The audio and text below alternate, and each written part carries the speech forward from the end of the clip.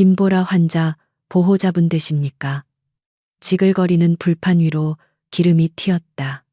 시끄러운 고기 굽는 냄새와 손님들의 취기 어린 고함 소리로 가득 찬 식당 안.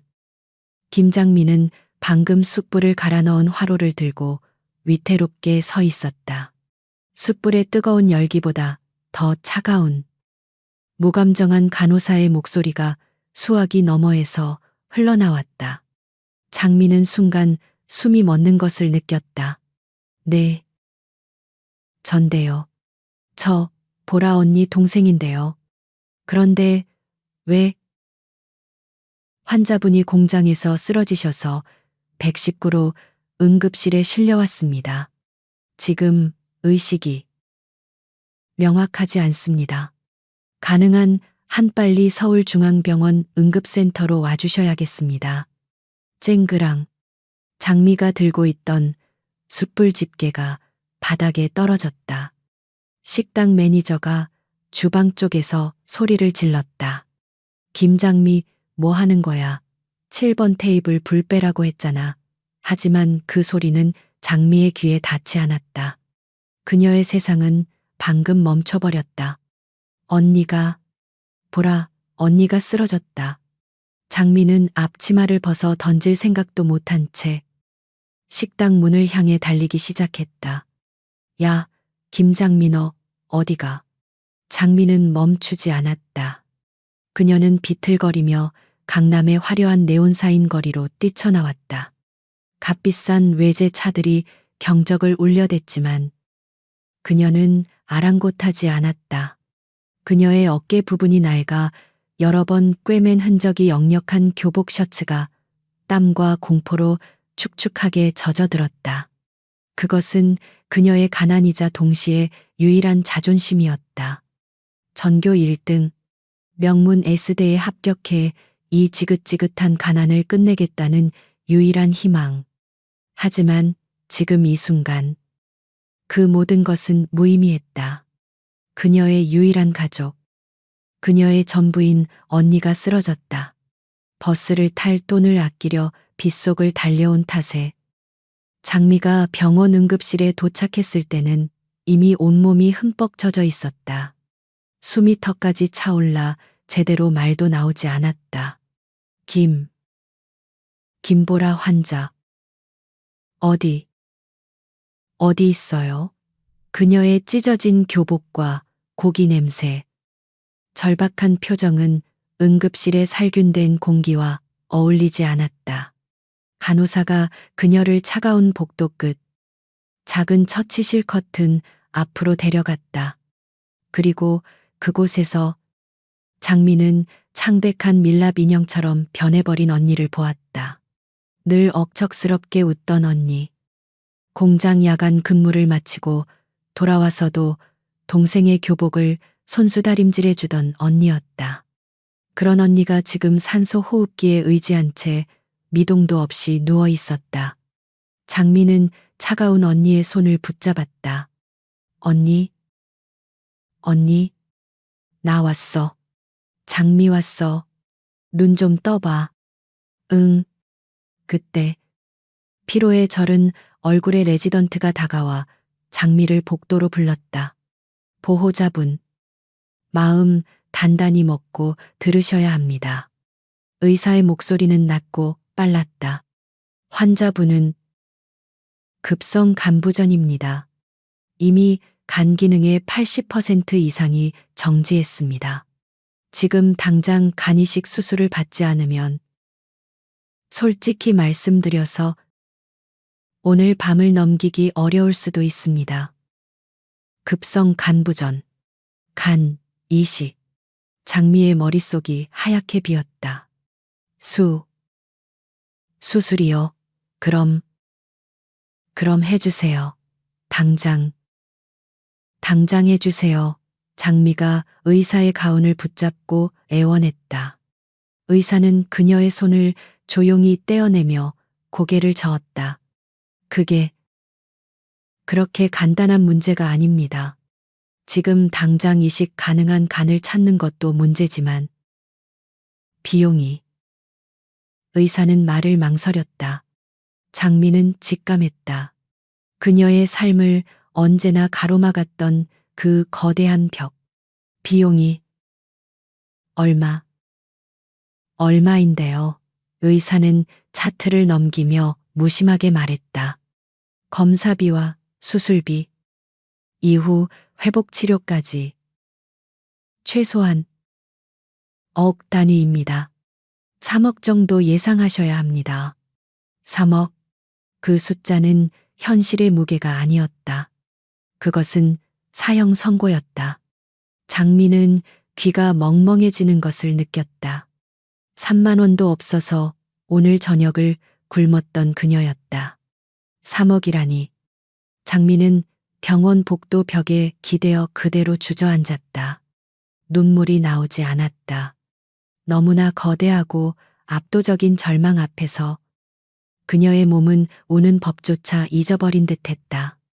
그녀는 어떻게 그곳을 빠져나왔는지 모른다. 그녀는 다시 병원 밖 차가운 거리로 나왔다. 그 사이에 세찬 가을비가 쏟아지고 있었다. 비가 그녀의 낡은 교복을 사정없이 때렸다. 하지만 그녀는 추위를 느끼지 못했다. 그녀는 텅 빈 눈으로 빗줄기를 바라보며 횡단보도 앞에 멈춰 섰다. 그때였다. 요란한 엔진 소리와 함께 검은색 롤스로이스 팬텀 한 대가 병원 정문 VIP 주차 구역으로 미끄러지듯 들어왔다.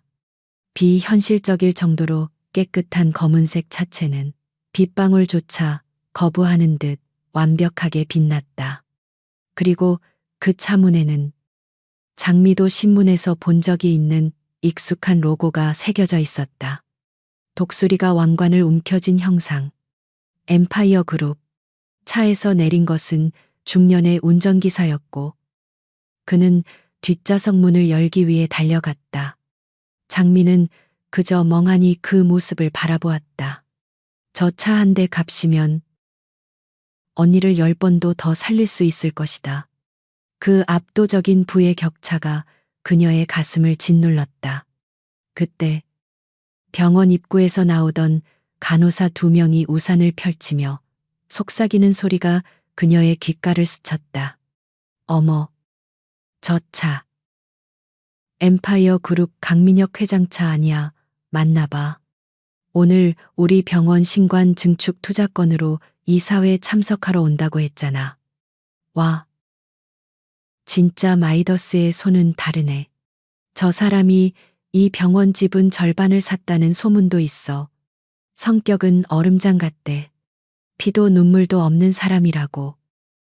강민혁 회장. 엠파이어 그룹. 이 병원의 주인.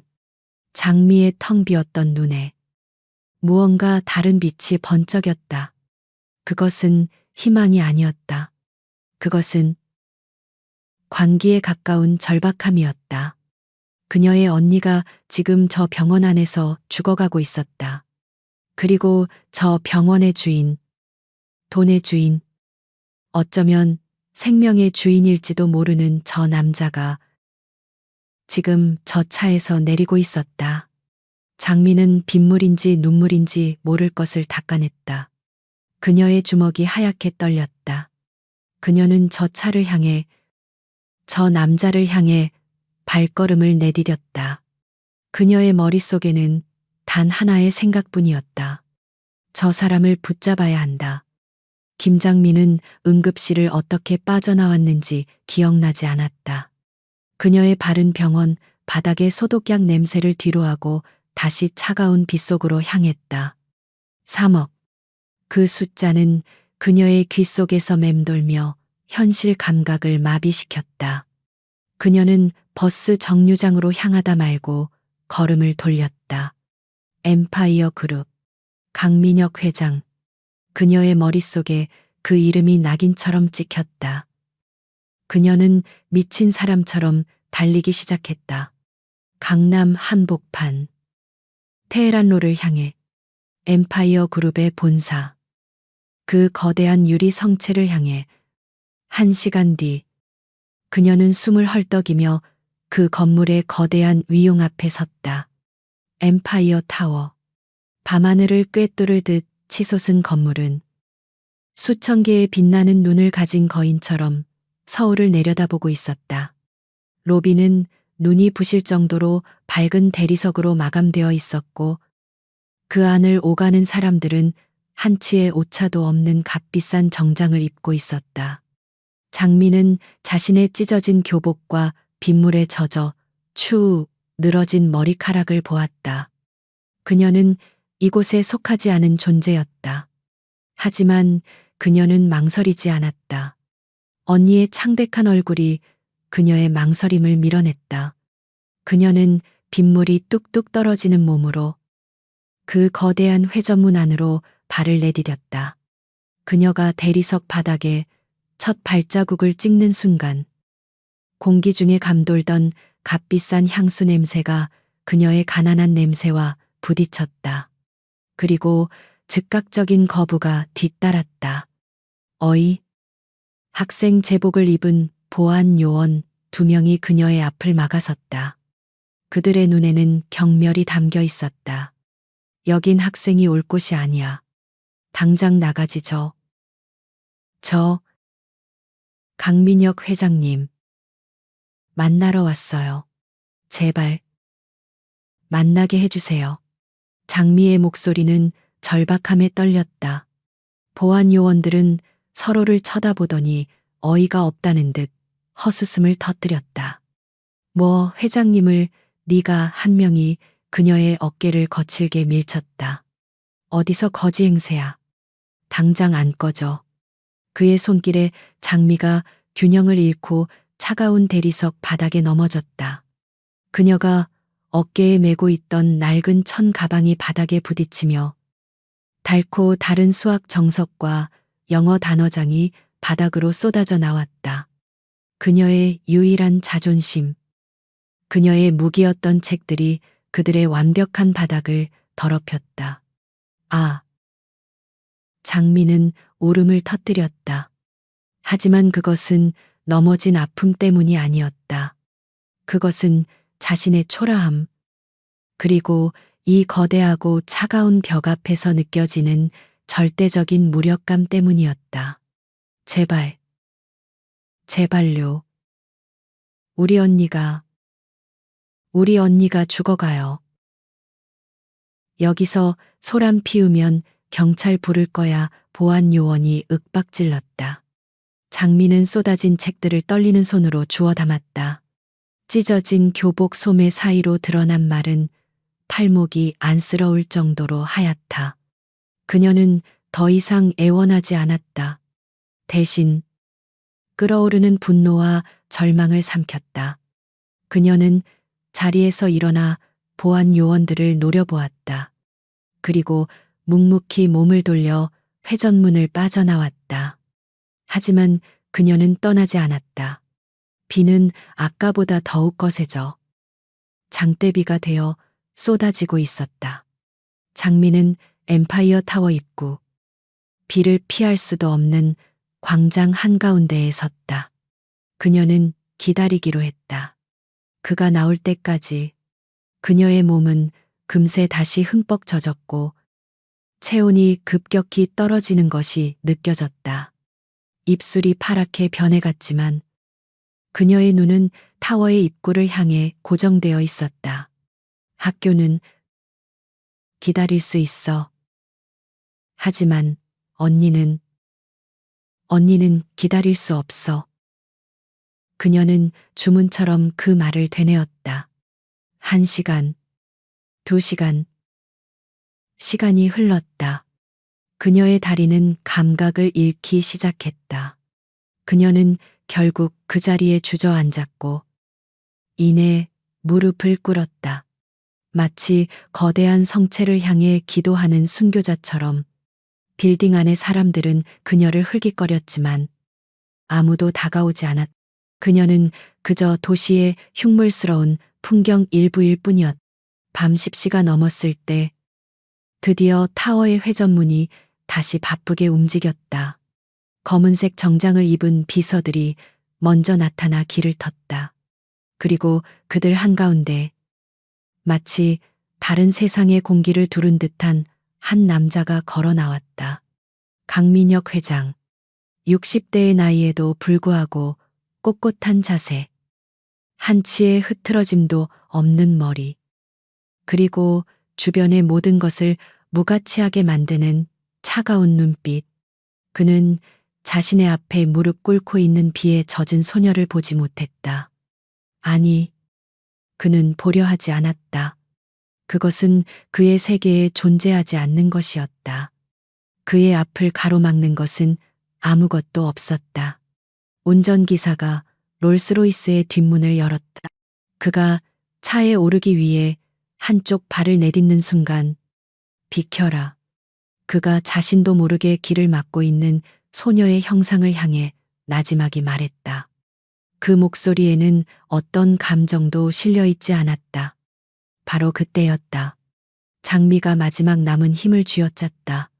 그녀의 목에서 쇳소리에 가까운 절규가 터져 나왔다. 회장님, 그녀의 목소리는 빗소리를 뚫고 그의 발걸음을 붙잡았다. 제발, 제발 제 언니 좀 살려주세요. 회장님, 강민혁의 어깨가 멈칫했다. 그는 천천히, 아주 천천히 고개를 돌렸다. 그의 완벽하게 통제된 일정, 그의 질서정연한 세계에 끼어든 이 불쾌하고 시끄러운 소음의 근원을 향해 강민혁 회장이 돌아섰다. 그의 얼굴은 조각상처럼 굳어 있었고 쏟아지는 비에도 조금의 미동도 없었다. 그는 자신을 부른 그 소리의 근원지를 바라보았다. 빗물에 흠뻑 젖어 낡고 찢어진 교복을 입은 채 바닥에 주저앉아 있는 소녀. 그의 완벽하게 닦인 검은색 구두 끝에 소녀의 젖은 신발에서 흘러나온 흙탕물이 닿을 듯 말 듯했다. 그는 이 불쾌한 오염원을 바라보며 미간을 좁혔다. 비서들이 황급히 그에게 우산을 씌우려 했지만 그는 손짓으로 막았다. 그는 이 무례한 침입자를 직접 상대해야 했다. 학생, 그의 목소리는 비바람 소리보다 더 차갑고 건조했다. 그 목소리에는 이 상황에 대한 짜증과 자신의 시간을 방해받은 것에 대한 오만한 분노가 실려 있었다. 내 시간이 1분당 얼마인지 아나? 네가 지금 낭비시킨 내 30초면 네가 입고 있는 그 누더기 같은 옷 100벌은 살 수 있어. 넌 지금 무슨 자격으로 내 앞을 막고 내 시간을 도둑질하고 있는 거지. 그의 말은 얼음 송곳이 되어 김장미의 심장에 밝혔다. 모욕감과 수치심이 온몸을 휩쓸었지만 지금은 그런 것을 느낄 여유조차 없었다. 언니의 창백한 얼굴, 3억이라는 숫자. 그녀는 바닥을 짚고 비틀거리며 일어섰다. 다리가 마비된 듯 후들거렸지만 그녀는 꼿꼿이 서려 했었다. 그녀의 눈은 빗물과 눈물로 범벅이 되었지만 강민혁 회장의 차가운 시선을 피하지 않았다. 그녀는 자신이 이 남자에게서 자비를 구할 수 없다는 것을 본능적으로 깨달았다. 이 남자는 동정을 베풀 사람이 아니었다. 그에게는 거래를 해야 했다. 자격. 장미가 파랗게 질린 입술을 열었다. 자격. 없어요. 하지만 저는 회장님의 엠파이어 재단 장학금을 신청하러 왔어요. 장학금. 강민혁은 헛웃음을 터뜨렸다. 이 밤중에 이 빗속에서 이런 꼴을 하고서 장학금이라니. 그는 이 상황이 터무니없어 실소했다. 지금 내 꼴을 봐라. 장학금을 신청하는 학생의 태도가 아니잖나. 이건 구걸이지. 동정을 사서 어떻게든 이 지긋지긋한 현실에서 도망치고 싶은 거 아닌가. 그의 경멸, 어린 말이 장미의 마지막 남은 이성을 끊어버렸다. 도망. 그 단어가 그녀의 절망에 불을 붙였다. 아니에요. 그녀가 목이 찢어져라 소리쳤다. 그녀의 절규는 천둥 소리처럼 테헤란로의 빌딩 숲 사이로 울려 퍼졌다. 도망치려는 게 아니라고요. 학교 따위. 그녀는 한 걸음 더 그에게 다가갔다. 비서들이 그녀를 막으려 했지만 그녀의 눈빛에 압도당해 주춤거렸다. 학교는 기다릴 수 있어요. 그녀의 목소리는 울음으로 갈라졌지만 단어 하나하나는 똑똑히 밝혔다. 하지만 우리 언니 목숨은 기다려주지 않아요. 오늘 밤 당장 3억짜리 수술을 받지 못하면 우리 언니는 죽는단 말이에요. 그녀의 절규. 그토록 순수하고 계산되지 않은 원초적인 절망의 외침. 강민혁은 수십 년간 온갖 종류의 인간 군상을 만나왔다.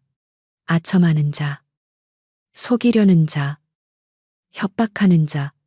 하지만 이런 것은 처음이었다. 그는 순간적으로 할 말을 잃었다.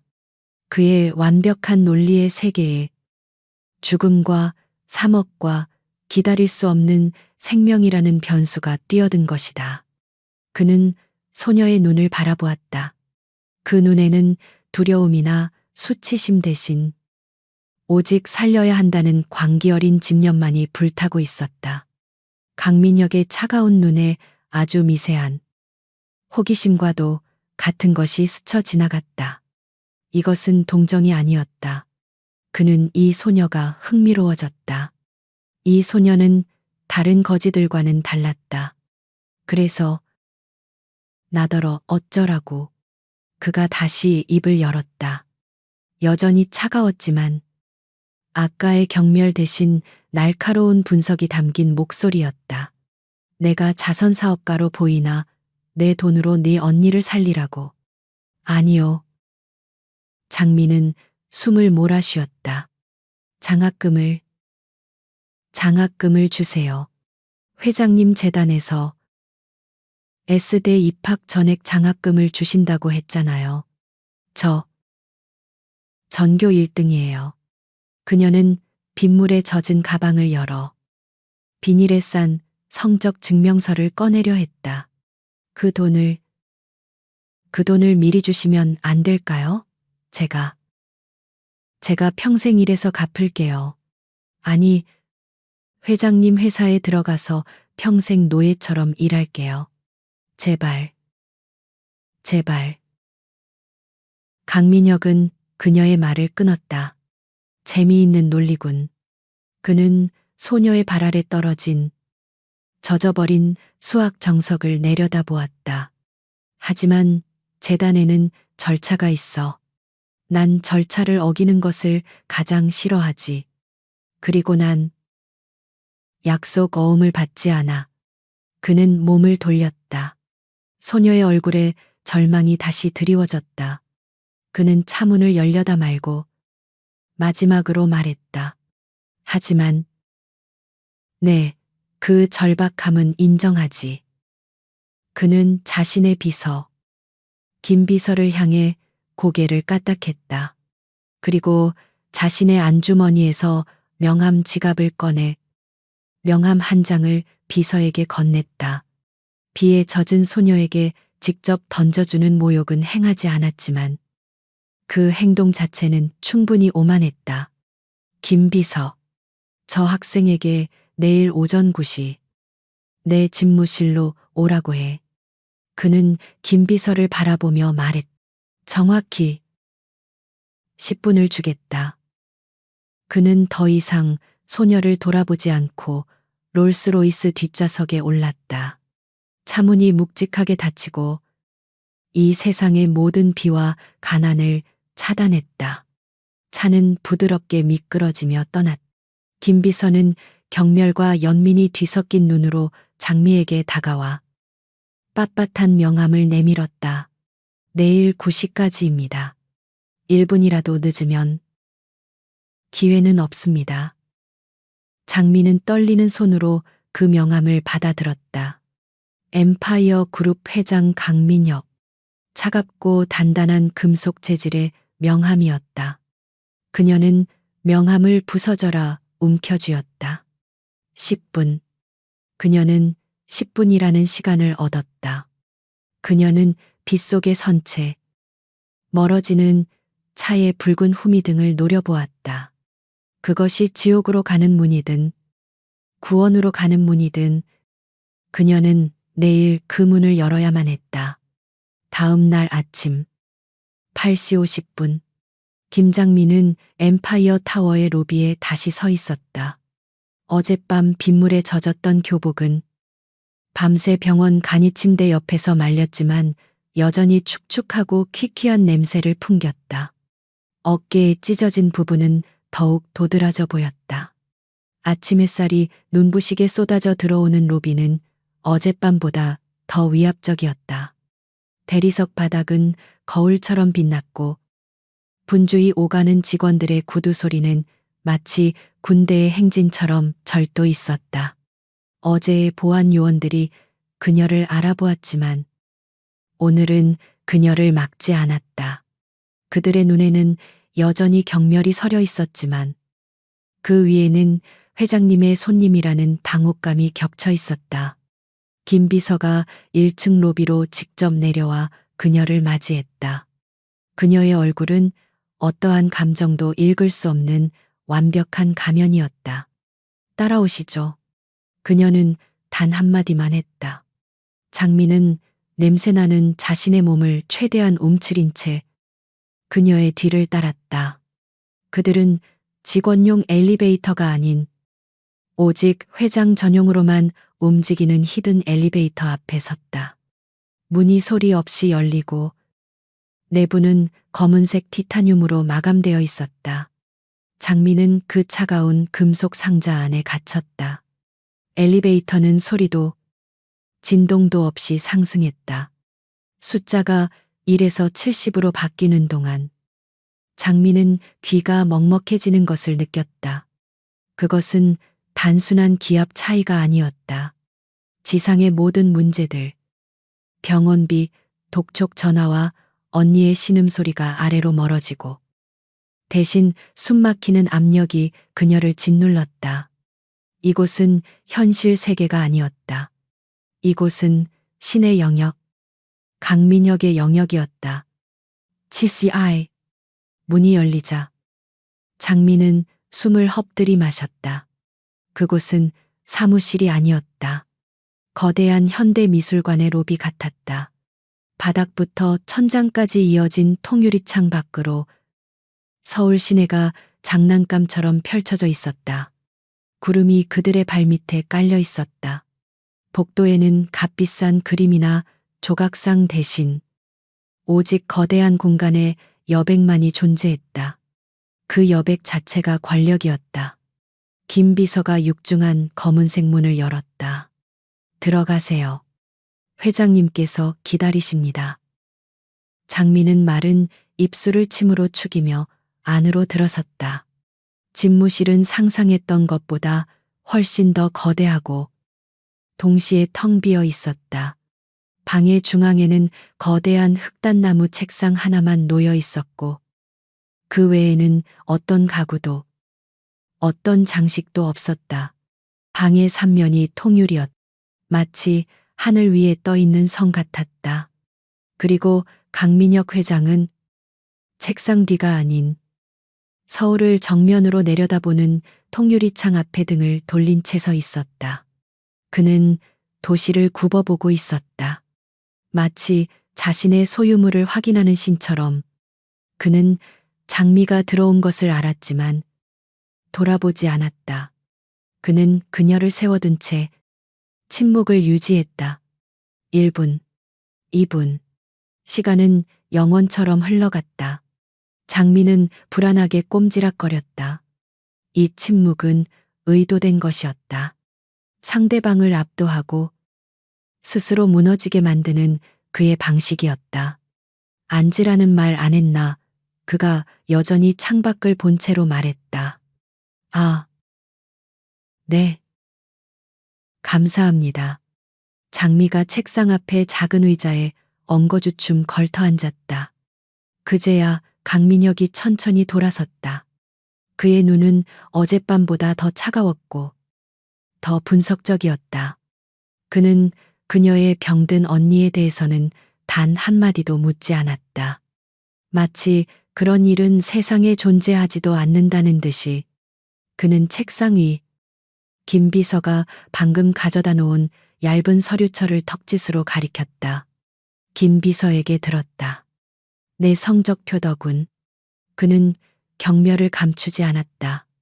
전교 1등, 개교 1회 최고 점수, 완벽해. 그는 천천히 책상으로 다가왔다. 하지만 말이다. 학생, 그가 얇은 서류철을 손가락으로 툭 쳤다. 여기, 이 70층에서는 그 종이 쪼가리는 아무런 의미가 없어. 그는 자신의 머리를 가리켰다. 세상은 암기력으로 돌아가지 않아. 세상은 가치로 돌아가지. 창출할 수 있는 가치. 이길 수 있는 능력. 그래서 넌 나에게 무슨 가치를 줄 수 있지. 장미는 그의 냉혹함에 몸이 떨려왔다. 그녀는 준비했던 말을 꺼내려 했었다. 회장님, 어제 말씀드린 제 언니가 시간이 정말 감정은 필요 없어. 강민혁이 그녀의 말을 잘랐. 그의 목소리가 처음으로 날카로워졌다. 난 감정과 거래하지 않아. 난 오직 거래만 할 뿐이다. 네가 내게 줄 수 있는 가치. 그리고 내가 지불할 가격. 아주 간단한 거야. 그는 김 비서가 들고 있던 두꺼운 바인더 하나를 받아 장미의 앞 거대한 흑단 책상 위로 던졌다. 쿵 하는 둔탁한 소리가 방 안에 울렸다. 내 언니를 살릴 돈이 필요하다고 했지. 좋아. 그럼 벌어가. 장미는 어리둥절한 표정으로 그 바인더를 바라보았다. 이게 뭔데요? 드림윙즈 재단. 강민혁의 목소리에 쓴웃음이 스쳤다. 죽은 내 아내가 시작했던 자선 사업이지. 가난한 아이들에게 교육 기회를 준다나 뭐라나. 웃기는 소리야. 지난 5년간 수백억을 쏟아부었지만 결과는 쓰레기야. 밑 빠진 독에 물 붓기지. 그래서 다음 주에 이사회를 열어 이 재단을 공식적으로 해체하기로 했다. 그는 장미를 쏘아보았다. 하지만 네게 기회를 주지. 시험이다. 그의 눈이 번뜩였다. 지금부터 정확히 48시간을 주겠다. 이 바인더를 읽어. 여기엔 지난 5년간의 모든 운영 계획과 재무 보고서가 들어있어. 그는 장미에게 한 걸음 다가왔다. 왜 이 사업이 실패했는지. 그 이유를 찾아내. 그리고 감상적인 헛소리 말고 실질적이고 실행 가능한 해결책을 가져와. 완벽한 비즈니스 플랜으로. 그는 다시 창가로 걸어가며 말했다. 만약 네 해결책이 가치가 있다고 판단되면 내가 그걸 사겠. 그 가격은 네 언니의 병원비 전액으로 하지. 장미는 그 거대한 바인더를 바라보았다. 수백 페이지는 좋게 되어 보이는 복잡한 도표와 재무제표로 가득 찬 서류 뭉치였다. 이것은 시험이 아니었다. 이것은 잔인한 장난이었다. 그는 그녀가 절대 해내지 못할 것을 알고 있었다. 그는 그녀의 절박함을 가지고 유의를 즐기고 있는 것이었다. 분노와 절망의 눈물이 그녀의 눈에 고였다. 그녀는 이빨을 악물었다. 왜 저한테 이런 짓을 하시는 거예요? 그녀의 목소리가 떨렸다. 그냥 제가 실패하는 걸 보고 싶으신 거잖아요. 그렇죠. 강민혁이 돌아섰다. 그의 얼굴에는 어떤 표정도 없었다. 그건 중요하지 않아. 질문은 단 하나다. 이 도전을 받아들일 건가? 아니면 이대로 울면서 나갈 건가? 그는 문을 가리켰다. 내 언니 목숨은 기다려주지 않는다고 했지. 장미는 그 잔인한 말을 들으며 바인더를 움켜쥐었다.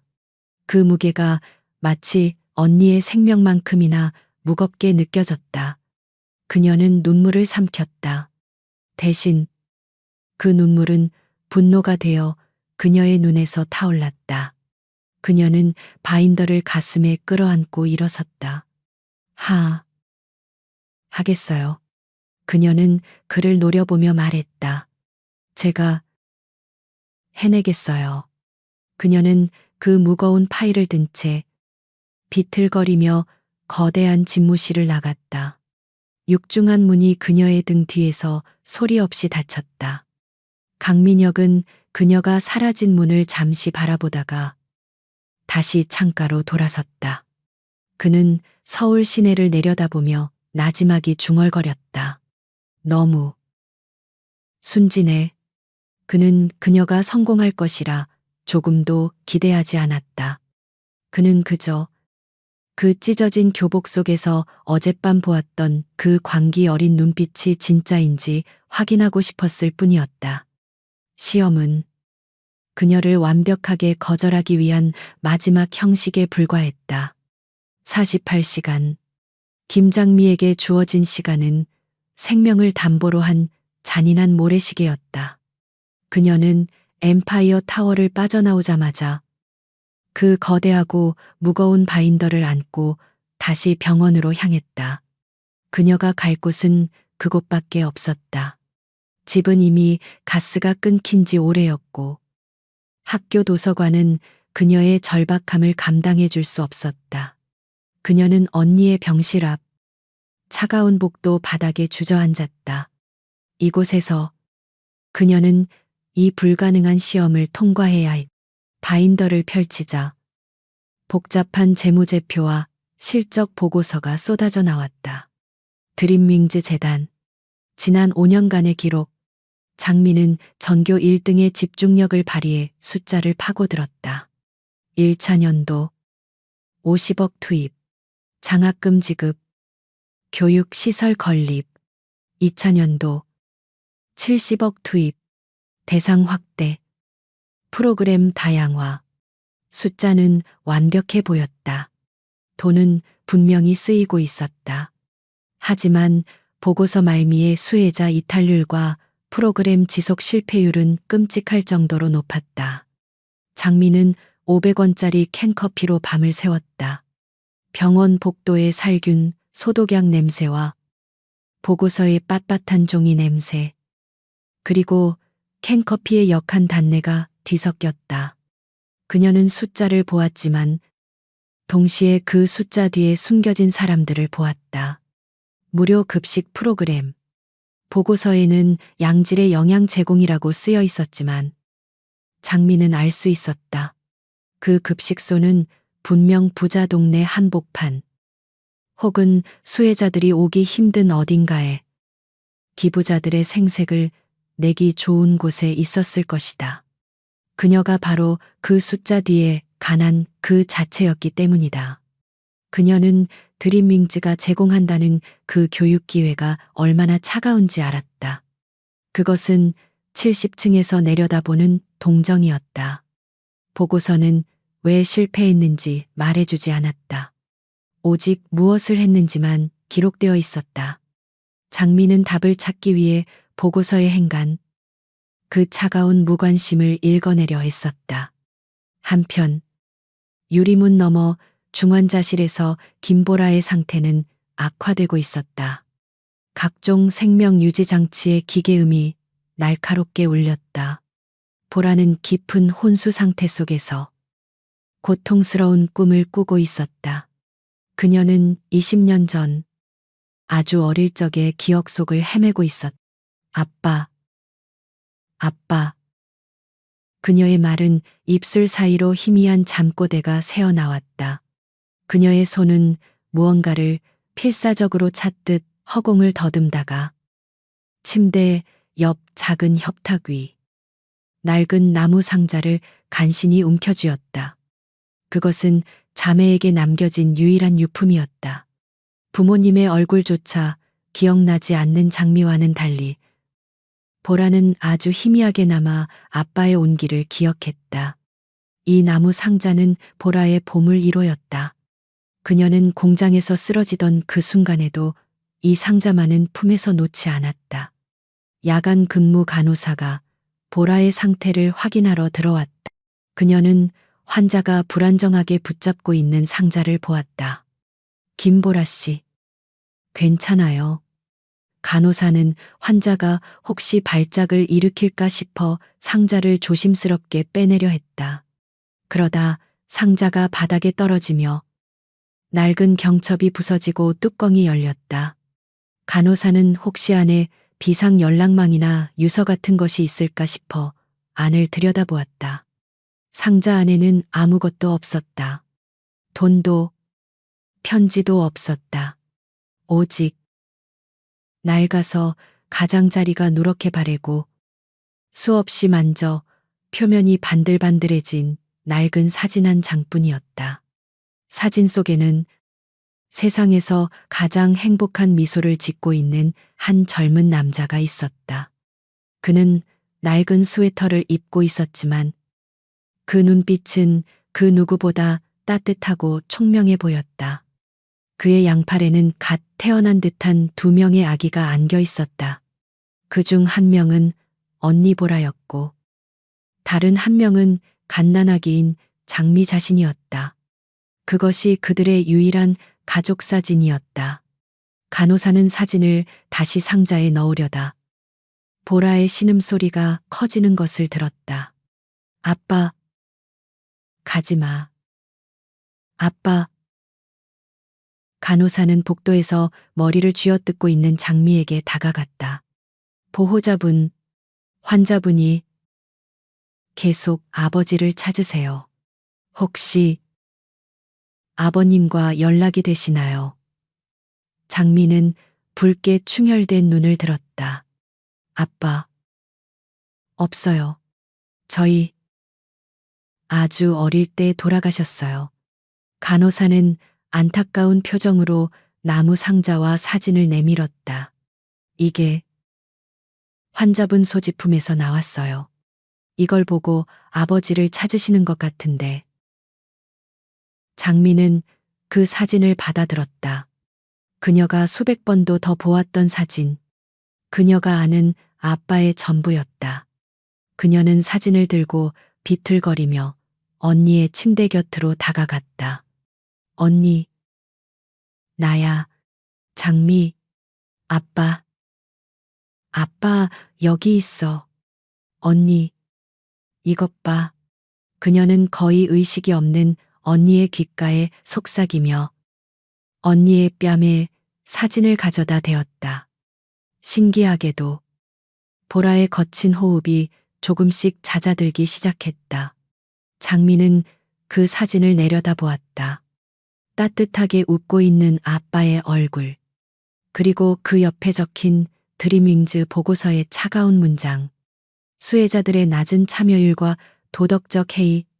그 순간 2개의 이미지가 겹쳐지며 장미의 머릿속에서 섬광이 터졌다. 아. 그녀는 깨달았다. 왜 재단이 실패했는지. 그것은 공감의 부재였다. 드림윙즈는 가난한 아이들에게 필요한 것을 준 것이 아니라 죽은 회장 사모님이 주고 싶은 것들 주었다. 그들은 아이들을 동등한 인격체로 대한 것이 아니라 숫자로 관리되는 수혜자로 취급했다. 그들은 밥을 주었지만 자존심을 짓밟았다. 그들은 책을 주었지만 꿈을 꿀 시간을 주지 않았다.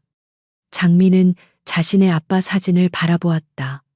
만약 아빠가 살아 있었다면 아빠는 절대 이런 식의 자선을 하지 않았을 것이다. 48시간의 마감 시한이 다가오고 있었다. 장미는 미친 듯이 보고서의 빈 페이지에 자신의 해결책을 써 내려갔다. 숫자 관리가 아닌 1, 1. 멘토링 도입. 물질적 지원이 아닌 심리적 지원 병행. 수혜자가 아닌 파트너로서의 존중. 그녀의 펜은 멈추지 않았다. 이것은 더 이상 3억을 위한 과제가 아니었다. 이것은 자신의 삶, 그리고 자신과 같은 처지의 모든 아이들을 위한 외침이었다. 시한 10분 전, 장미는 보고서를 움켜쥐고 병원을 뛰쳐나왔다. 그녀는 택시를 탈 돈이 없어 병원에서 엠파이어 타워까지 다시 절박하게 달렸다. 9시 59분, 그녀는 70층 집무실의 문을 거의 부술듯이 열고 뛰어들어왔다. 강민혁은 어제와 똑같은 자세로 그녀를 기다리고 있었다. 늦었군. 1분. 아, 아니에요. 아직 10시 정각. 아니에요. 장미는 숨을 헐떡이며 그에게 다가갔다. 그녀는 바인더를 책상 위에 던지듯 올려놓고 자신이 밤새 적은 해결책을 펼쳤다. 회장님, 재단은 틀렸어요. 그녀는 공포도 잊은 채 외쳤다. 돈이 문제가 아니었어요. 이건 마음의 문제예요. 당신들은 우리 같은 사람들을 이해하지 못했어요. 이건 동정이 아니라 공감이 필요했다고요. 그녀는 너무 격앙된 나머지 자신의 주장을 뒷받침하기 위해 가방에서 무언가를 황급히 꺼내려 했다. 그때였다. 그녀가 밤새 언니의 침대 맡에 두었던 낡은 나무 상자. 그 상자가 가방에서 딸려 나오며 바닥에 떨어졌다. 쿵. 그리고 그 안에서 그 낡고 바랜 사진 한 장이 미끄러져 나와 강민혁 회장의 완벽하게 닦인 구두 끝에 멈췄다. 사진은 젊은 남자의 웃는 얼굴이 위로 향하도록 놓여 있었다. 김장민은 숨을 헐떡이며 강민혁 회장의 대답을 기다렸다. 그녀는 자신의 모든 것을 마지막 남은 자존심까지 짜내어 해결책을 던졌다. 하지만 회장의 시선은 그녀에게 향해 있지 않았다. 그의 얼음 같던 눈은 그의 발치에 떨어진 낡은 사진 한 장에 고정되어 있었다. 시간은 마치 영원처럼 늘어졌다. 70층의 완벽한 정적 속에서 장미는 자신의 심장 소리만 들을 수 있었다. 강민혁은 짜증 섞인 한숨을 내쉬며 이 무례한 소녀의 마지막 발악을 끝내기 위해 허리를 굽혔다. 그는 바닥에 떨어진 그 더러운 사진을 집어들었다. 그녀의 가방에서 나온 또 다른 가난의 증거일 뿐이라고 생각했다. 그는 사진을 뒤집어 그저 쳐다보았다. 그리고 그 순간 강민혁의 세계가 멈췄다. 그의 호흡이 멎었다. 수십 년간 단 한 번도 흔들린 적 없던 그의 손이 종이 한 장의 무게를 이기지 못하는 사람처럼 미세하게 떨리기 시작했다. 사진 속에는 그가 잊었다고 생각했던, 아니, 지난 20년간 스스로를 속이며 강제로 잊어야 했던 그 얼굴이 있었다. 낡은 스웨터, 덥수룩한 머리. 하지만 세상 그 무엇과도 바꿀 수 없었던 그 총명하고 따뜻한 미소. 야. 그의 입술에서 그 자신도 믿을 수 없는 이름이 새어나왔다. 그것은 지난 20년간 단 한 번도 입 밖에 내지 못했던 이름이었다. 그는 천천히 고개를 들었다. 그의 시선은 사진 속에 웃는 남자를 떠나 자신 앞에 서 있는 겁에 질린 소녀 김장미에게로 향했다. 그는 이제야 보았다. 자신이 어젯밤 빗속에서 그리고 오늘 아침 이 집무실에서 놓쳤던 것을, 저 찢어진 교복과 굶주린 절박함 너머에 숨겨진 것. 저 아이의 눈, 절망과 분노 속에서도 결코 꺾이지 않던 저 고집스러운 눈매. 그것은 김민재의 눈이었다. 강민혁의 머릿속에서 20년 전의 기억이 폭풍처럼 몰아쳤다. 70층의 이 거대한 성체가 아니었다. 모든 것이 시작되었던 곳. 신림동의 곰팡내 나는 10평짜리 지하 사무실. 20년 더 젊었 야망으로 불타던 강민혁. 그리고 그의 옆에는 밤새 코딩을 하다가도 기타를 치며 웃던 천재. 그의 유일한 친구이자 동업자 김민재가 있었다. 민재는 엠파이어의 영혼이었고 민혁은 엠파이어의 두뇌였다. 그들은 형제보다 더 가까웠다. 기억은 잔인하게도 가장 고통스러웠던 순간을 향해 달려갔다. 그들의 첫 번째 대형 M&A, 부실 기업이었던 태아건설을 인수하는 문제였다. 민혁은 그것이 제국을 건설할 발판이라고 확신했다. 하지만 민재가 그를 막아섰다. 민혁아, 이건 아니야. 지하 사무실에서 그들이 나눈 마지막 대화였다. 그 사람들, 조폭이나 다름없어. 그 사람들 자금 출처 불법인 거 너도 알잖아. 우리가 이런 식으로 제국을 세울 순 없어. 제국은 피를 먹고 크는 거야. 민재야, 젊은 강민혁이 소리쳤다. 순진한 소리 집어치워. 이건 비즈니스야. 이게 우리를 왕으로 만들어줄 거라고. 민재는 실망과 슬픔이 가득한 눈으로 그를 바라보았다. 그럼 넌 왕해. 난 괴물이랑은 일 못해. 그것이 마지막이었다. 민재는 그날 밤 자신의 모든 지분을 포기한다는 각서 한 장만 남겨둔 채 사라졌다. 그의 아내와 갓 태어난 두 딸을 데리고. 그리고 일주일 뒤 비가 쏟아지던 밤이었다. 강릉으로 향하는 고속도로에서 트럭이 민재의 낡은 승용차를 들이받았다는 소식이 전해졌다. 차는 절벽 아래로 추락했고 형체를 알아볼 수 없을 만큼 부서졌다.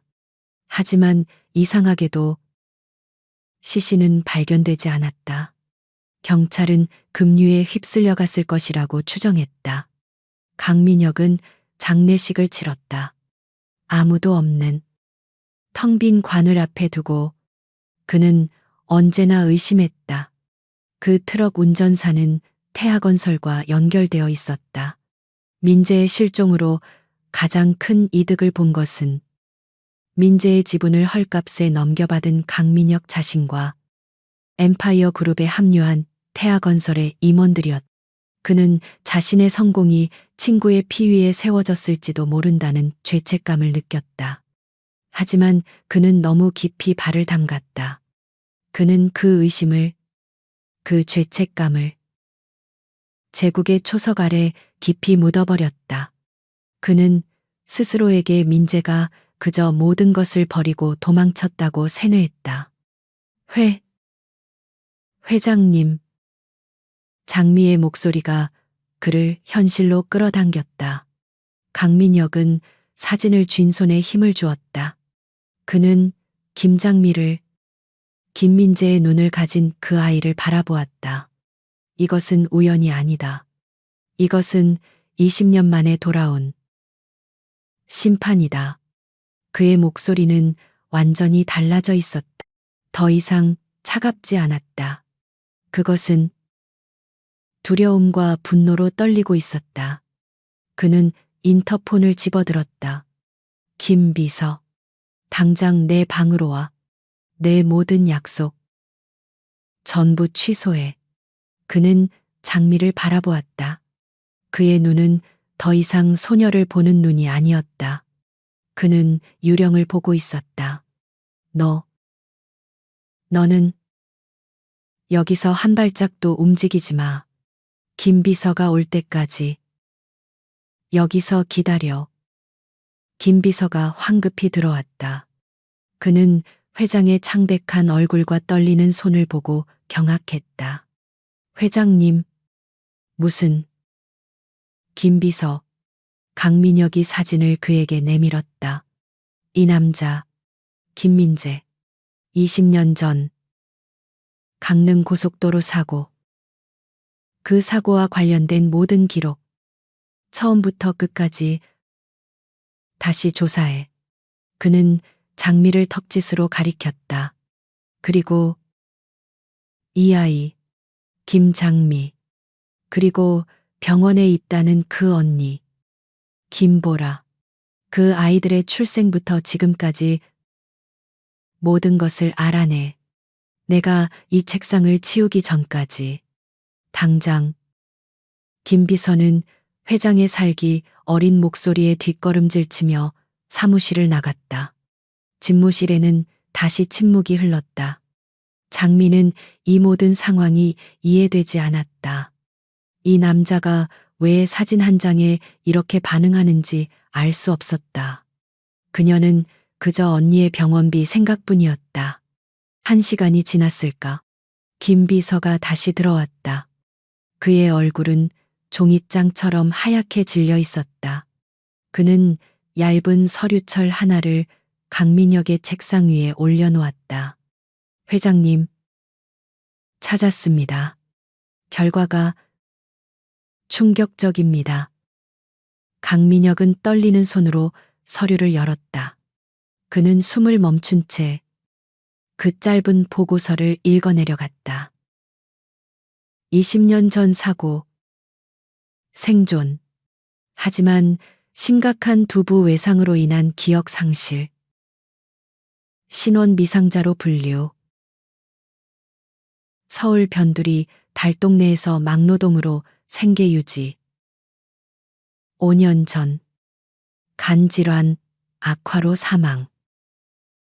그리고 유족 사항 김보라, 김장미, 2딸.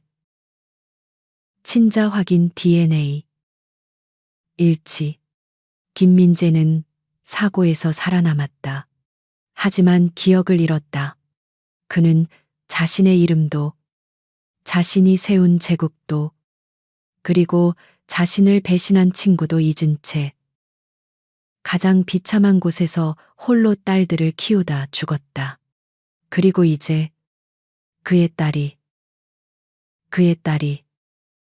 그를 배신한 친구 앞에 자신의 언니를 살려달라고 무릎을 꿇고 있었다. 강민혁은 서류를 떨어뜨렸다. 그는 비틀거리며 통유리창으로 다가갔다. 그가 평생을 바쳐 이룩한 제국, 그 발 아래 펼쳐진 서울의 풍경이 지옥도처럼 보였다. 민재야, 민재야. 내가 널. 그는 차가운 유리에 이마를 기댄 채 20년 만에 처음으로 울부짖었다. 김민재. 강민혁의 심장이 멎는 듯했다. 그의 20년 지기, 그의 유일한 친구, 그가 성공이라는 재물을 위해 기꺼이 외면했던 이름, 그 이름이 기억을 잃은 채 서울의 가장 낮은 곳에서 비참하게 살다 병들어 죽었다.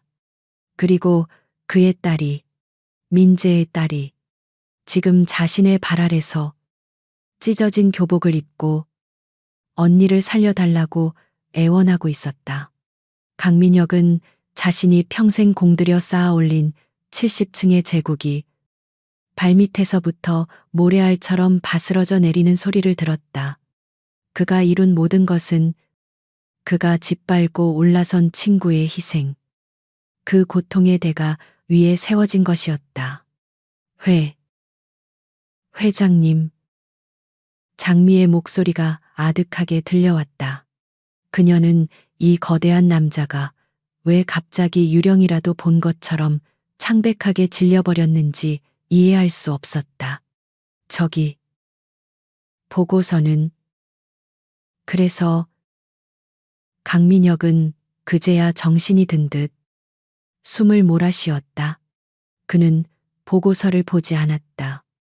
그는 민재의 눈을 한 저 아이 장미를 바라보았다. 김비서, 그가 인터폰을 향해 고함을 질렀다.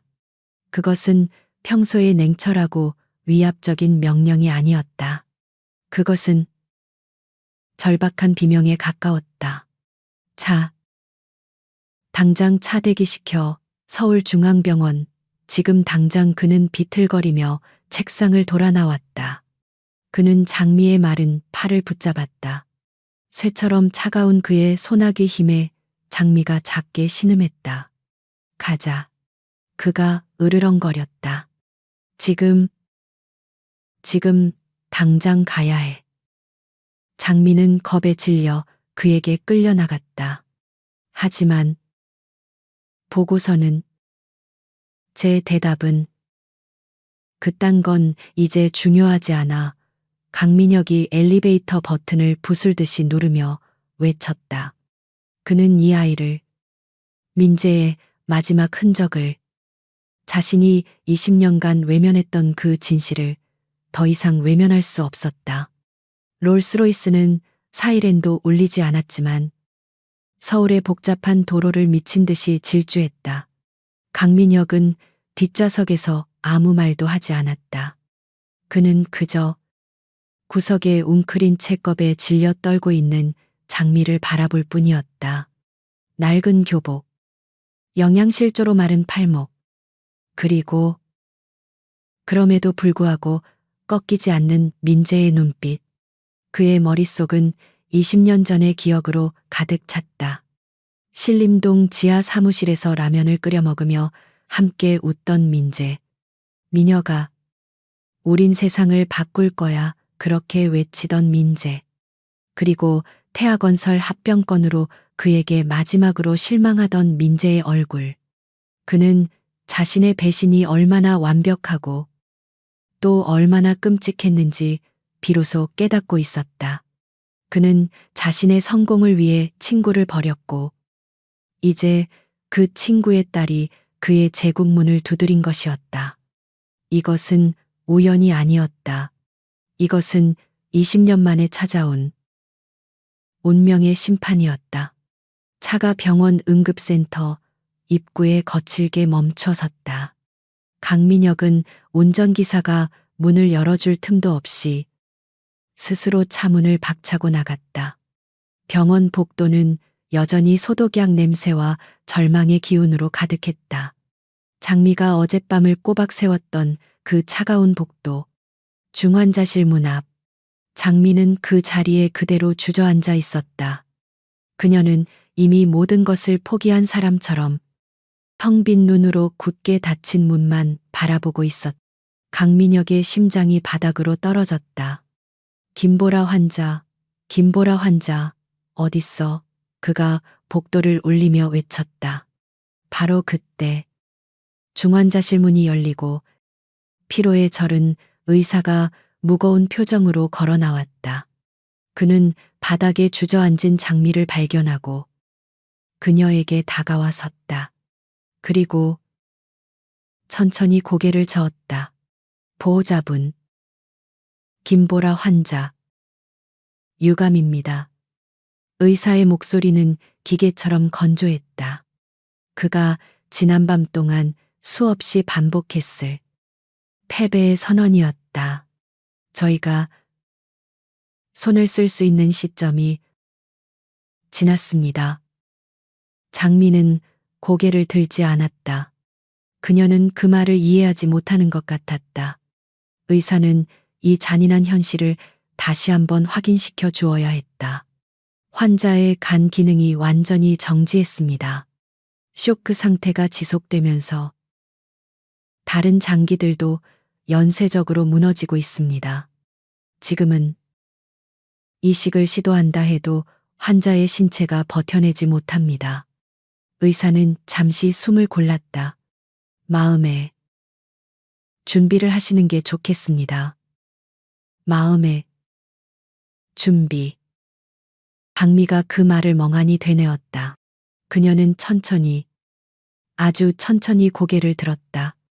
그녀의 눈에 의사의 지친 얼굴이, 그리고 그 뒤에 망연자실한 표정으로 서 있는 강민혁 회장이 들어왔다.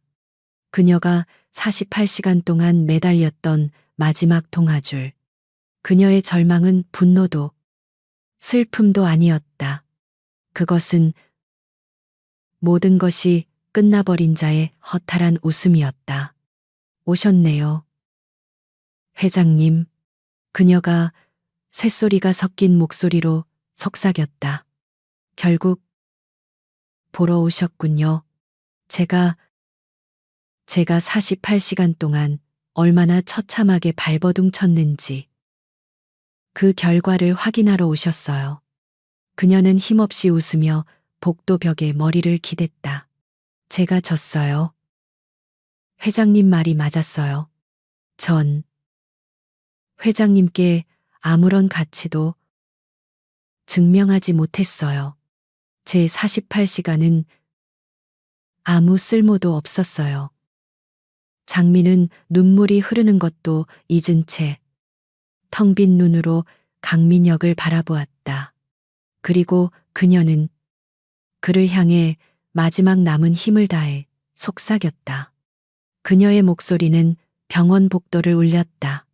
학교는 기다릴 수 있었는데 우리 언니는 정말로 기다려주지 못했네요. 그 말, 언니는 기다려주지 못했네요. 그 말이 강민혁의 가슴에 비수처럼 밝혔다. 이것이 그가 20년간 저지른 죄의 결과였다. 그의 성공, 그의 제국, 그의 모든 것이 이 한마디 앞에서 잿더미가 되었다. 장미의 실패가 아니었다. 그것은 강민혁 자신의 돌이킬 수 없는 실패였다. 그는 수십 년간 단 한 번도 그 어떤 공적인 자리에서도 감정을 내비친 적이 없었다. 하지만 지금 그는 병원의 차갑고 더러운 플라스틱 의자에 모든 기력을 잃은 노인처럼 힘없이 주저앉았다. 그리고 그는 울었다. 그것은 소리내어 우는 울음이 아니었다.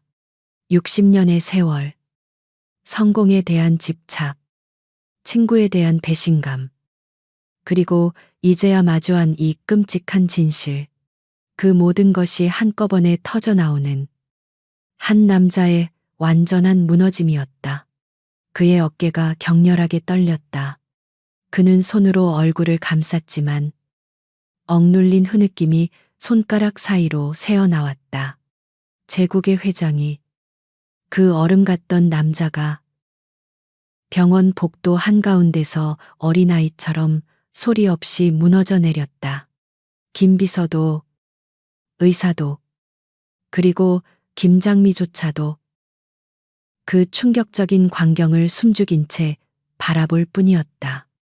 이 모든 상황에 당황한 의사가 VIP인 강민혁에게 다가가 위로의 말을 건네려 했다. 회장님, 진정하십시오. 이 환자는 사실 의학적으로도 처음부터 희망이 거의 없었습니다. RHAB형이라는 희귀 혈액형이라. 국내에서는 맞는 공여자를 뭐라고 강민혁이 고개를 번쩍 들었다. 그의 눈물 젖은 얼굴은 무섭도록 일그러져 있었다. 눈물의 흔적은 사라지고 그의 눈에는 광기가 번뜩였다. 방금 무슨 혈액형이라고 했나? 의사는 그의 기세에 눌려 뒷걸음질 쳤다. 그 RHAB형이라고. 국내에서는 찾기 힘든 민재. 강민혁이 그 이름을 중얼거렸다. 20년 전, 아니 25년 전이었다. 신림동 지하 사무실에서 민재가 유리의 손을 베었다. 피가 멈추지 않아 함께 병원에 갔었다. 그때 의사가 말했다. RHAB 형이시네요. 아주 희귀합니다. 그리고 강민혁도 검사를 받았다. 그 역시 똑같은 혈액형이었다. 그들은 우린 피를 나눈 형제라며 웃었었다. 그것은 농담이 아니었다. 그것은 지독한 운명이었다. 강민혁은 자신이 민재에게 빚진 것이 단지 돈이나 성공이 아님을 깨달았다. 그것은 생명 그 자체였다. 그는 의자에서 벌떡 일어났다. 절망은 사라졌다. 대신 그의 눈에는 지옥에서라도 돌아온 듯한 무섭고도 절대적인 결의가 타올랐다. 그는 비틀거리는 의사의 멱살을 움켜쥐었다. 내 혈액형. 그가 으르렁거렸다. 내 혈액형도 RHAB형이야. 당장 내 간으로 이식 수술 준비해. 의사는 경악했다. 회장님 무슨 말씀이십니까? 이건 절차상으로도 말이 안 되고 윤리위원회를 그리고 회장님의 연세도 닥쳐 강민혁이 그를 벽으로 밀어붙였다. 윤리 그따위 윤리는 내가 20년 전에 버렸어. 저 아이는 내 친구 딸이야. 내가 20년 전에 버렸던 내 형제의 딸이라고. 그는 중환자실 문을 가리키며 절규했다. 내가 저 아이를 살려야 할 윤리는 그깟 병원 윤리 따위보다 위에 있어. 내 간을 떼어내. 이건 명령이야. 그는 충격으로 굳어버린 장미를 돌아보았다. 그의 목소리는 처음으로 20년의 죄책감이 담긴 고통스러운 진심으로 바뀌어 있었다. 미안하다. 얘야. 내가 너무 늦게 왔다. 그는 장미를 지나쳐 수술실 방향으로 걸어갔다. 그의 등 뒤로 제국의 붕괴와 새로운 구원의 혼돈이 시작되고 있었다. 강민혁 회장의 한마디는 서울중앙병원 전체를 뒤집어 놓았다. 그것은 단순한 기부 의사가 아니었다. 제국의 황제가 자신의 몸을 찢어 이름 모를 소녀에게 생명을 나누어 주겠다는 선언이었다. 병원 법무팀과 엠파이어 그룹의 변호사들이 긴급히 소집되었다. 60세 고령자의 생체간 기증. 그것도 응급 상황에서의 비지정 기증은 병원의 윤리위원회 규정을 정면으로 위배하는 것이었다. 병원장은 식은땀을 흘리며 강민혁을 만류했다. 회장님, 이건 절차상 불가능합니다. 지금 당장 윤리위원회를 소집한다 해도. 그리고 회장님의 건강 상태가. 강민혁은 이미 수술복으로 갈아입기 위해 상의를 벗고 있었다. 그의 몸은 60대라고 믿기지 않을 만큼 단단했지만 그 위험은 사라지고 오직 민재에 대한 빚을 갚겠다는 조급함만 남아 있었다. 위원회는 당장 소집해. 내 변호사들이 처리할 거야.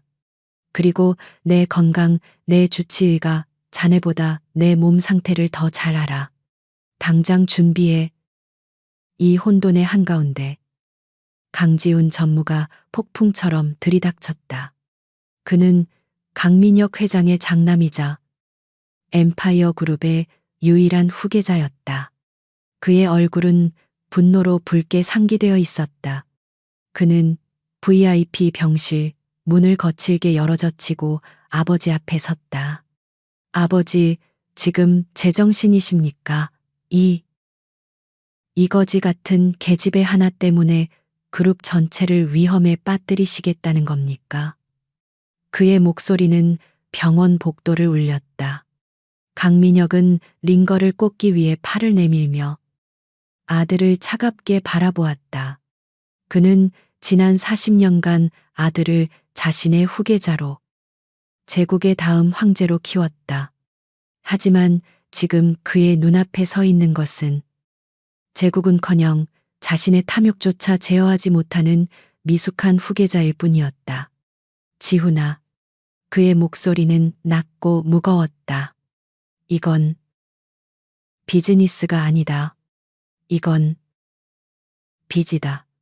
내가 20년간 갚지 못한 내 영혼의 빚이야. 빚이요.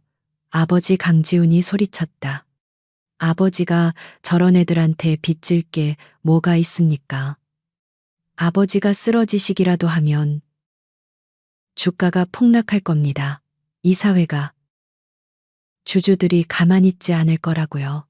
그는 장미를 경멸스럽게 쏘아보았다.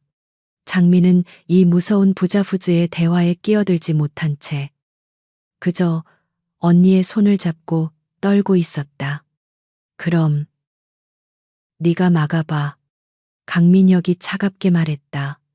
네가 말하는 그 이사회와 주주들을 설득해서 내 결정을 뒤집어 보라고. 그럴 자신 없으면 닥치고 있어. 강지훈은 아버지의 그 절대적인 의지 앞에서 입술을 깨물었다. 아버지는 진심이었다. 그는 이 상황을 되돌릴 수 없다는 것을 깨달았다. 하지만 그는 이대로 모든 것을, 특히 자신의 상속 지분을, 저 정체모를 계집애들에게 빼앗길 수는 없었다. 수술은 긴급하게 잡혔다. 강민혁과 김보라. 두 사람의 혈액형은 기적처럼 일치했다. 병원의 최고 외과의인 최 박사팀이 집도하기로 결정되었다. 강지훈은 복도에서 초조하게 서성이다가 수술 전 마지막으로 손을 씻으러 가는 최 박사를 몰래 따라갔다. 그는 아무도 없는 소독실 구석으로 최 박사를 밀어넣었다. 최 박사님. 강지훈의 목소리는 아까의 분노 대신 차가운 계산이 깔려 있었다. 최 박사는 당황했다. 전무님. 지금 수술 준비. 잠깐이면 됩니다. 강지훈이 그의 앞을 막아섰다. 그는 서류 가방에서 작은 USB 하나를 꺼내 의사의 가운 주머니에 찔러 넣었다. 이건 닥터 최의 자제분이 그토록 가고 싶어 하던 MIT에 입학 보증금입니다. 엠파이어 장학재단에서 특별히 지급하는 겁니다. 최 박사의 눈이 흔들렸다. 강지훈은 그의 어깨를 두드리며 속삭였다. 우리 아버지는 연로하십니다. 이번 수술 아주 위험하죠. 안 그렇습니까? 그는 최 박사의 눈을 똑바로 바라보았다. 만약에 말입니다. 수술은 아주 성공적으로 끝났는데 저 아이의 몸이 그 이식받은 간을 거부한다면 그건 그저 불행한 사고일 뿐이잖습니까? 의학적으로 충분히 일어날 수 있는 일이고 안타깝지만 어쩔 수 없는 일이죠. 최 박사는 숨을 삼켰다. 이것은 명백한 살인 교사였다. 전무님. 그건 아버지는 살아야 합니다. 박사님. 강지훈이 그의 말을 잘랐다. 제국은 황제가 필요합니다. 저 미천한 아이의 목숨과 제국의 안위. 어느 것이 더 중요한지는 박사님 같은 엘리트라면 잘 아시겠죠. 수술은 성공해야 합니다. 하지만 환자는 실패할 수도 있습니다. 이 모든 대화를 소독실 문틈으로 강민혁의 그림자처럼 그를 따르던 김 비서가 듣고 있었다. 김 비서는 강민혁을 40년간 모셨다. 그는 강민혁의 냉혹함과 잔인함을 존경했지만 강지훈의 이런 비열함은 경멸했다. 그는 회장님이 지금 목숨을 걸고 지키려는 것이 무엇인지 그 사진 한 장의 의미를 어렴풋이 짐작하고 있었다. 그는 지금 회장님께 이 사실을 알릴 수 없었다. 회장님은 이미 마취 직전이었다. 김 비서는 조용히 복도를 빠져나와 수술실 입구에서 두 손을 모으고 떨고 있는 장미에게 다가갔다. 그의 얼굴은 그 어느 때보다 심각했다. 그는 장미의 어깨를 잡았다. 장미 양. 그가 처음으로 그녀의 이름을 불렀다. 지금부터 정신 바짝 차려야 합니다. 그는 자신의 휴대폰에서 방금 녹음한 파일을 재생할 준비를 했다. 회장님은 지금 당신의 언니를 구하고 있습니다. 하지만 강 전무는 당신의 언니를 죽이려 하고 있습니다. 장미의 눈이 공포로 커졌다. 네. 그게 무슨... 지금 설명할 시간 없습니다. 김 비서가 그녀의 손에 작은 녹음기를 쥐어주었다. 이걸 가지고 있어요.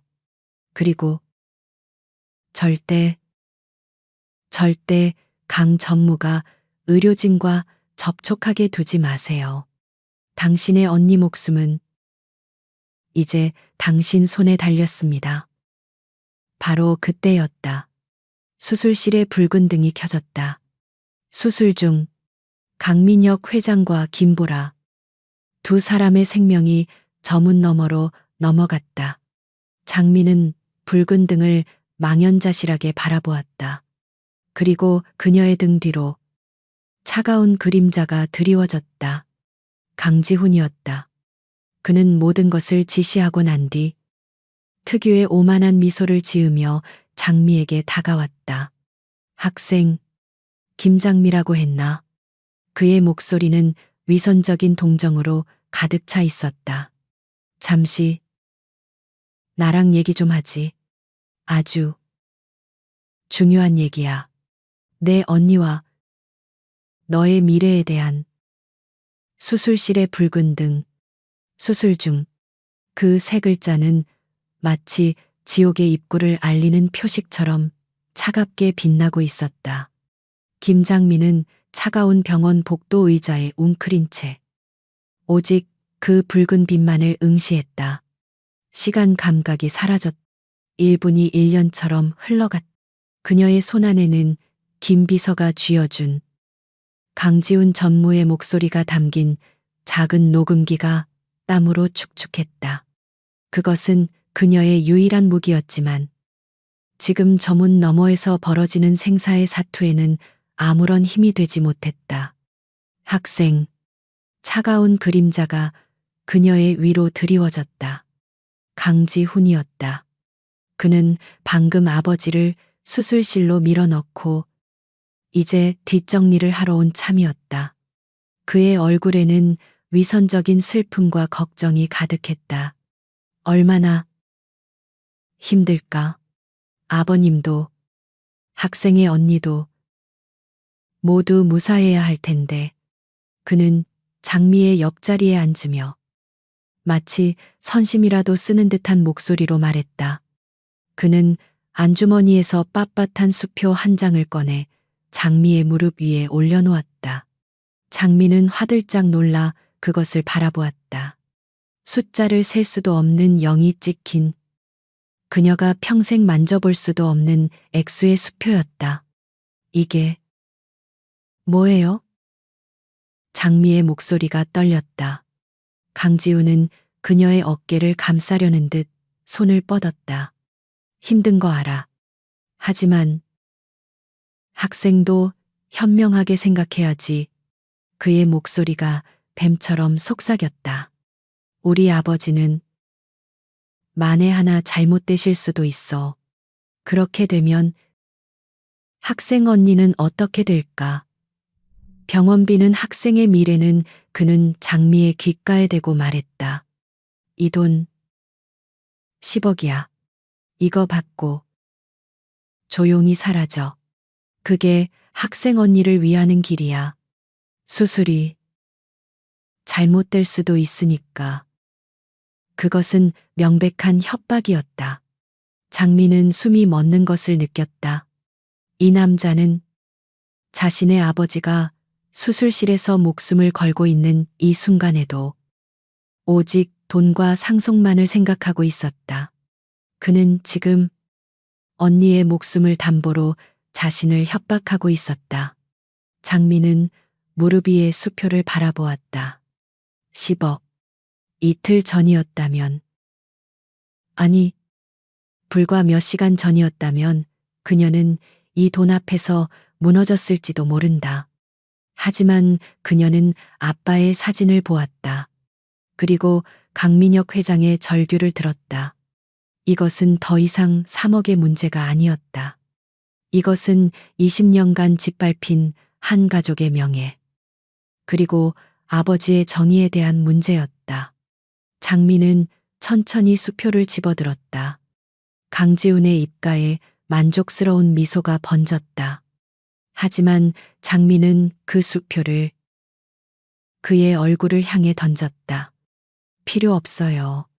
장미의 목소리는 차갑고 단단했다. 그녀는 더 이상 빗속에서 울던 소녀가 아니었다. 나는 당신 돈 따위 필요 없어. 나는 내 언니의 생명과 그리고 내 아버지의 정의를 원해. 그녀는 손안의 녹음기를 꽉 쥐었다. 강지훈의 얼굴에서 미소가 사라졌다.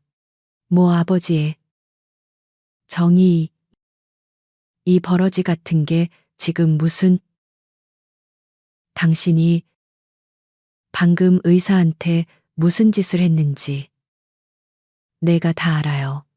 장미가 그를 노려보았다. 당신이 내 언니를 죽이려고 했잖아. 강지훈의 얼굴이 하얗게 질렸다. 네. 네가 어떻게. 바로 그때 수술 중에 붉은 등이 꺼졌다. 그리고 수술실 문이 열렸다. 시간은 10시간이 흘러 있었다. 최 박사가 지친 얼굴로 걸어 나왔다. 그의 수술복은 땀과 피로 얼룩져 있었다. 강지훈과 장미가 동시에 그에게 달려갔다. 아버지. 아니. 수술은 강지훈이 다급하게 물었다. 최 박사는 강지훈의 눈을 피했다. 그는 대신 깡마른 소녀 김장미의 눈을 똑바로 바라보았다. 그는 수술 전 강지훈의 협박과 김 비서의 녹음 파일 사이에서 고민했다. 그리고 그는 의사의 양심을 선택했다. 수술은 성공적이었습니다. 최 박사가 마스크를 벗으며 말했다. 기증자이신 회장님도, 수혜자인 김보라 환자도 모두 무사하십니다. 기적이었습니다. 장미는 그 자리에 주저앉아 참았던 울음을 터뜨렸다. 강지훈은 안도하는 듯 보였지만 그의 눈은 최 박사를 향해 분노로 불타고 있었다. 감히 내 명령을. 그로부터 사흘이 지났다. 강민혁 회장이 먼저 중환자실에서 깨어났다. 그는 마취에서 깨어나자마자 아들의 이름이 아닌 다른 이름을 불렀다. 민재. 민재 딸들은, 보라는. 김 비서가 눈물을 흘리며 보고했다. 무사하십니다. 회장님, 모두 무사하십니다. 강지훈이 병실로 뛰어들어왔다. 그는 모든 것이 틀어졌음을 깨달았다. 그는 마지막 발악을 해야 했다. 아버지 정신이 드세요. 저 계집애가 저를 협박했습니다. 아버지가 쓰러진 틈을 타서 돈을 요구했어요. 저것들은 아버지를 등쳐먹으려는 꽃뱀들이라고요. 강민혁은 지친 눈을 들어 자신의 아들을 바라보았다. 그의 눈에는 더 이상 분노가 없었다. 오직 깊이를 알 수 없는 실망과 슬픔만이 가득했다. 지훈아, 그가 쉰 목소리로 불렀다. 너는 20년 전의 나보다 더 최악이구나. 그는 김 비서에게 고개를 끄덕였다. 김 비서. 준비해. 기자회견. 지금 여기서 하겠네. 1시간 뒤 병원 VIP 병동의 작은 컨퍼런스룸은 수십 명의 기자들로 가득 찼다. 엠파이어 그룹 회장이 긴급 기자회견을. 그것도 병원에서 연다는 소식에 모두가 충격에 빠져 있었다. 강지우는 불안한 얼굴로 그 곁을 지켰다. 잠시 후 휠체어를 탄 강민혁 회장이 모습을 드러냈다. 그의 옆에는 낡은 교복을 입은 김장미가 함께 있었다. 강민혁은 마이크 앞에 섰다. 플래시가 미친 듯이 터졌다. 오늘 저는 2가지를 발표하기 위해 이 자리에 섰습니다. 그의 목소리는 약했지만 방안을 압도했다. 첫째, 엠파이어 그룹의 후계자였던 내 아들 강지훈 전무를 오늘부로 그룹의 모든 직위에서 해임하고 내 상속 명단에서 공식적으로 제외합니다. 방안이 얼어붙었다. 강지훈이 소리쳤다. 아버지, 이게 무슨... 조용히 해. 강민혁이 그를 제지했다. 그 이유는 여기 있습니다. 그는 김 비서에게 신호를 보냈다. 그리고 컨퍼런스룸 전체에 강지훈이 최 박사를 협박하던 그 차가운 목소리가 울려 퍼졌다. 수술은 성공해야 합니다. 하지만 환자는 실패할 수도 있습니다. 기자들은 경악했다. 강지훈은 얼굴이 하얗게 질려 도망치려 했지만 보안 요원들에게 붙잡혔다. 그리고 2번째, 강민혁이 숨을 골랐다. 그는 휠체어에서 자신을 부축하고 선장미의 손을 잡았다. 오늘 저는 20년간의 끔찍한 과오를 바로잡으려 합니다. 그는 카메라를 똑바로 응시했다. 엠파이어 그룹은 제 친구이자 동업자였던 고 김민재님의 피와 땀으로 세워진 회사입니다. 플래시가 다시 터졌다. 저는 그 친구의 죽음을 외면했습니다. 그리고 그의 유가족을 20년간 돌보지 못했습니다. 그는 장미를 바라보았. 이 아이. 김장미 양과 지금 병상에 누워있는 김보라 양은 국어를 하던 아이들이 아닙니다. 강민혁은 마지막 남은 힘을 다해 선언했다. 이 아이들은 엠파이어 그룹의 공동 창업자 김민재님의 유일한 법적 상속자입니다. 오늘부로 엠파이어 그룹 지분의 50%는 원래의 주인인 이 2사람에게 돌아갈 것입니다. 그 순간 대한민국 전체가 뒤집어졌다. 찢어진 교복을 입고 빌딩 앞에 무릎 꿇었던 소녀가 하루아침에 대한민국 최고 재벌의 상속자가 되는 순간이었다. 강지훈은 끌려나가며 절규했고 장미는 아빠의 낡은 사진을 쥔 채 그저 멍하니 터지는 플래시 세례를 받아내고 있었다. 1년이 흘렀다. 대한민국을 뒤흔들었던 그 충격적인 기자회견의 먼지는 서서히 가라앉았고 그 잿더미 위로 새로운 시간의 싹이 돋아났다. 계절은 한 바퀴를 돌아 모든 것이 시작되었던 그 쌀쌀한 가을을 다시 맞이했다. 하지만 모든 것이 달라져 있었다. 서울중앙병원 15층. 이전에 강민혁이 머물렀던 VIP 병동은 이제 다른 이름의 간판을 달고 있었다. 민재재단 희망의료센터. 센터의 중앙 로비. 따뜻한 햇살이 쏟아져 들어오는 창가에서 김보라가 환자복을 입은 어린아이와 눈높이를 맞추고 앉아 있었다. 1년 전 죽음의 문턱에서 돌아온 그녀는 기적처럼 건강을 회복했다.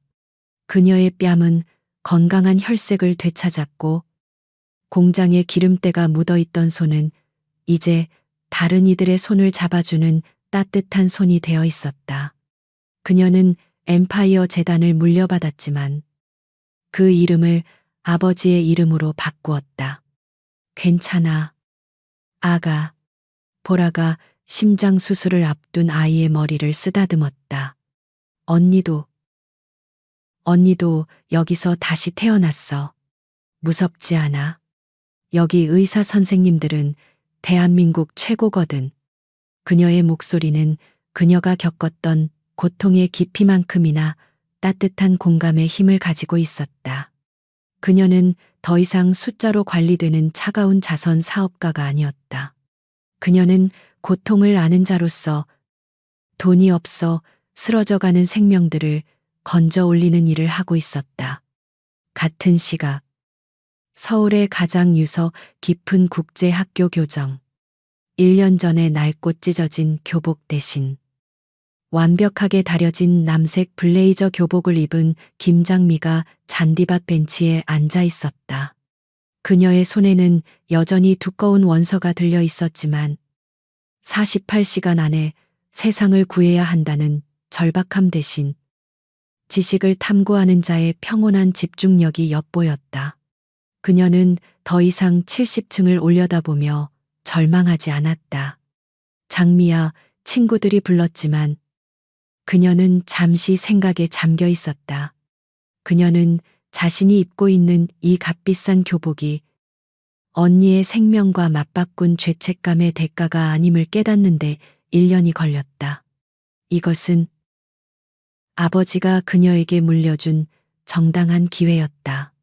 그녀는 고개를 들어 1년 전 자신을 짓눌렀던 바로 그 하늘을 바라보았다. 이제 그 하늘은 더 이상 두렵지 않았다. 학교 정문 앞 1년 전에 그 롤스로이스 팬텀이 아닌 훨씬 더 수수하지만 단단해 보이는 벤틀리 세단이 서 있었다. 운전석 문이 열리고 강민혁이 직접 내렸다. 그는 더 이상 엠파이어 그룹의 회장이 아니었다. 그는 은퇴했다.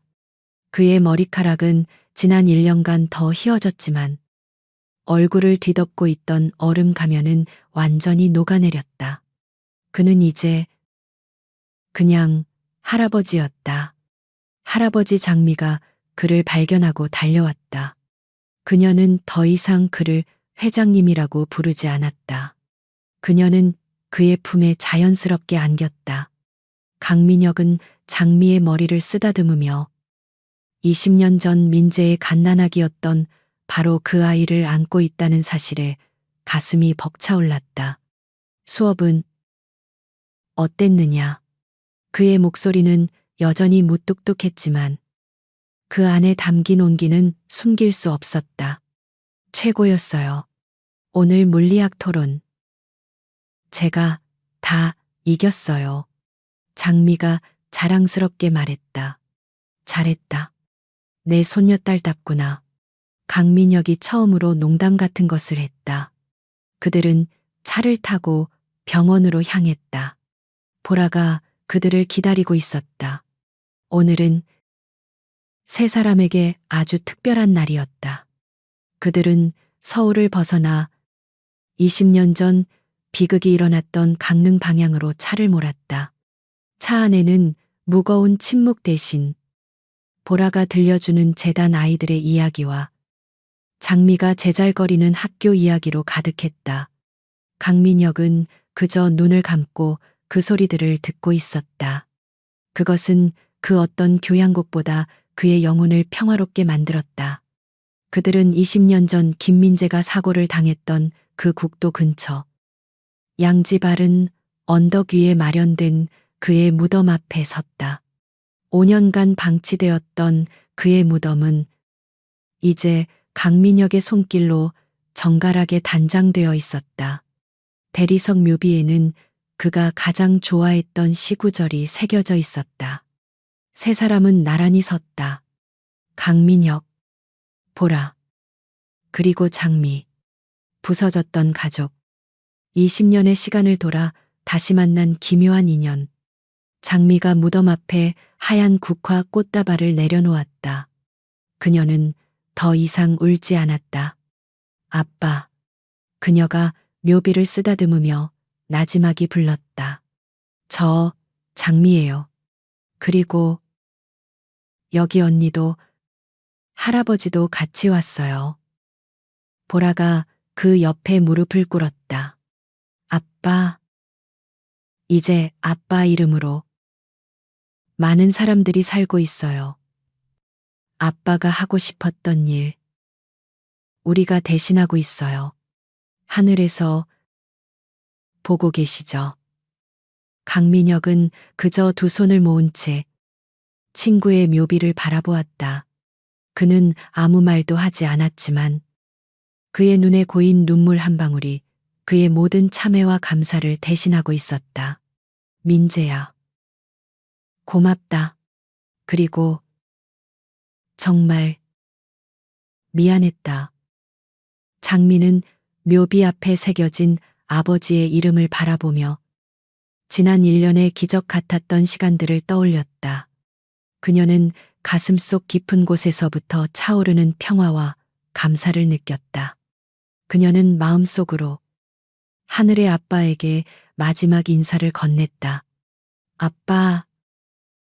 1년 전 오늘 저는 학교를 포기해야 한다고 생각했어요. 하지만 아빠, 학교는 기다릴 필요가 없었어요. 그리고 언니의 목숨도 더 이상 기다릴 필요가 없었어요. 왜냐하면 우리는 마침내 잃어버렸던 가족을 찾았으니까요. 그리고 할아버지의 그 눈물 한 방울이 지독했던 우리 과거의 모든 고통을 깨끗이 씻어내 주었으니까요. 세 사람은 말없이 언덕 아래로 펼쳐진 가을 들판을 함께 바라보았다. 20년간의 긴 어둠이 끝나고 그들의 삶에 비로소 따뜻한 빛이 내리고 있었다.